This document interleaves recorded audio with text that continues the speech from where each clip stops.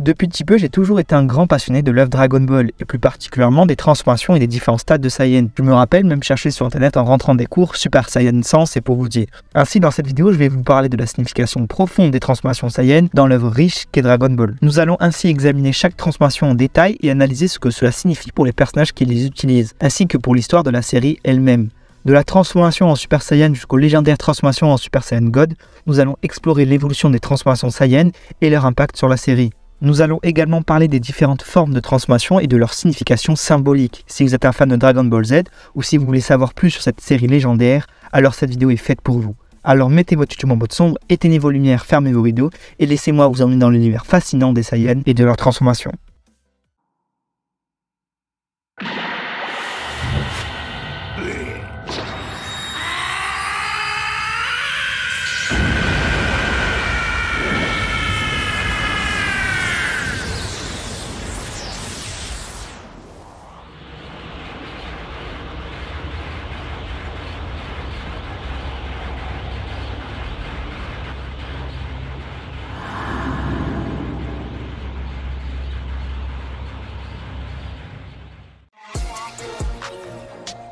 Commençons donc par la transformation en Super Saiyan, qui devient rapidement un élément clé de l'histoire de Dragon Ball Z à partir du moment où Freezer en parle pour la première fois, et encore plus lors de l'affrontement contre le commando Ginyu. Cette transformation est si importante qu'elle joue même un rôle causal dans la série, compte tenu du passif qui existe entre Freezer et les Saiyans. La transformation en Super Saiyan est une surprise totale pour Goku, qui ne s'était pas entraîné spécifiquement pour cela. Cependant, cette transformation confirme ce que Toriyama avait montré depuis le début de l'œuvre, à savoir que Goku était différent des autres personnages, même dans ses groupes d'appartenance. Avant sa transformation, Goku était déjà sur le chemin de l'identité Saiyan, mais sa transformation en Super Saiyan représente le pic de ce développement. Il est ainsi intéressant de noter que la signification de la transformation en Super Saiyan diffère pour les autres Saiyans. Chez Vegeta, par exemple, la transformation témoigne d'un changement de mentalité et l'incite à s'entraîner avec acharnement, en s'inspirant même de Goku qui considère comme un rival dans l'arc Cyborg Cell. En somme, pour les Saiyans de sang mêlé, la transformation en Super Saiyan représente implicitement la mise en avant de la précocité et leur représentation de la relève, en particulier dans l'arc Buu pour Goten et Trunks. Tout cela contribue à la richesse du message de Toriyama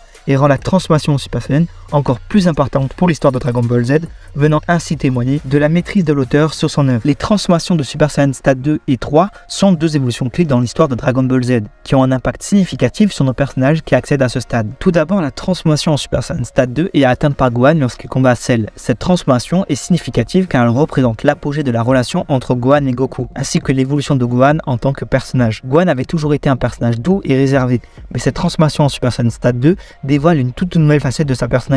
Cette transformation est également justifiée par les enjeux de combat contre Cell, qui est l'un des antagonistes les plus puissants de la série à ce moment-là.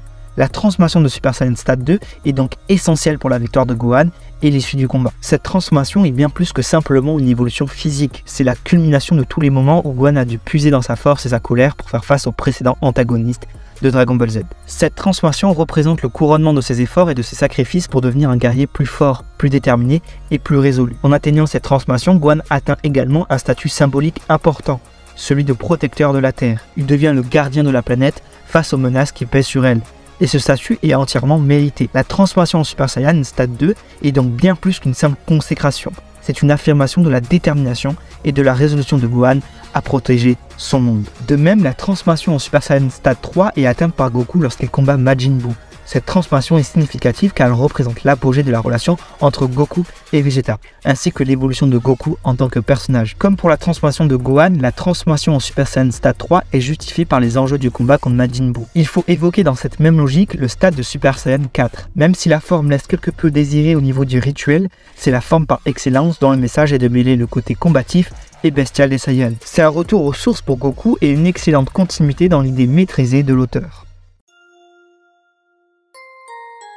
Le Super Saiyan God est une bonne idée à l'origine. Faire passer le Saiyan à un stade supérieur, c'est une bonne tentative d'extension du lore et l'annonce d'une hype pour la communauté de plus en plus exigeante. Mais pour moi, le problème se pose avec le personnage de Vegeta, qui arrive à le faire un arc après et détruit tout ce qui a été construit auparavant. La transformation en Super Saiyan God est une évolution majeure de la race Saiyan. Cette transformation est obtenue grâce à la cérémonie de transformation God, qui est un rituel qui implique plusieurs Saiyans travaillant ensemble pour éveiller la puissance divine. Pour les personnages qui ont réussi à atteindre cette transformation, comme Goku et Vegeta, elle signifie bien plus qu'une simple augmentation de puissance. C'est un symbole de leur connexion à la divinité, de leur capacité à transcender leur nature de guerrier violent et à atteindre un niveau de puissance supérieur, mais également plus subtil. En atteignant la transformation en Super Saiyan God, Goku et Vegeta ont également acquis une nouvelle perspective sur leur propre existence et leur place dans l'univers. Ils ont compris que leur force ne peut être utilisée que pour protéger les autres, pour maintenir l'équilibre de l'univers et pour combattre les forces du mal.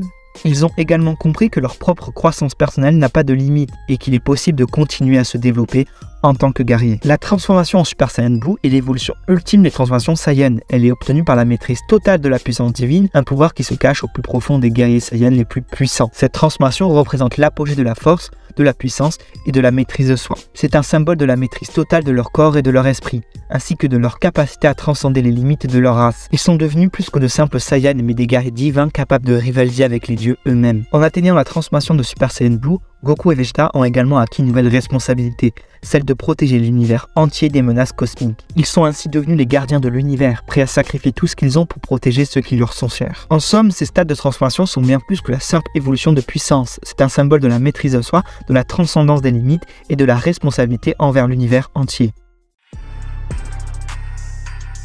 L'Ultra Instinct est une très bonne idée parce qu'elle donne enfin à Goku le statut de maître d'arts martiaux et on voit qu'il a atteint son paroxysme en termes de technique. C'est vraiment l'état du combattant ultime. L'Ultra Instinct est une évolution majeure de la technique de combat des Saiyans qui permet à un combattant de se mouvoir et de réagir de manière instinctive, sans avoir besoin de réfléchir consciemment à chaque mouvement. Cette technique permet également aux combattants d'anticiper les attaques ennemies et de riposter rapidement, mais surtout efficacement. Pour le personnage qui ont réussi à atteindre cette technique, c'est-à-dire Goku, elle signifie bien plus qu'une simple augmentation de puissance elle aussi. C'est un symbole de la perfection du corps et de l'esprit, ainsi que de la capacité à se connecter à l'univers et à réagir de manière intuitive aux situations qui se présentent. En atteignant la transformation en Ultra Instinct, Goku a compris que la clé de la réussite dans la vie et dans la bataille réside dans la capacité à lâcher prise et se laisser guider par son instinct. Cette technique représente une forme de sagesse et de connaissance supérieure, qui ne peut être atteinte que par une pratique rigoureuse et un travail sur soi-même. C'est un symbole de la transformation personnelle, de la connexion avec l'univers et de la capacité à se laisser guider par son instinct pour atteindre l'excellence.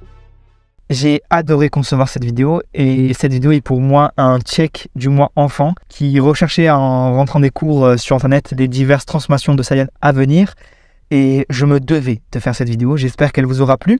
Je finirai sur un seul mot, épicé.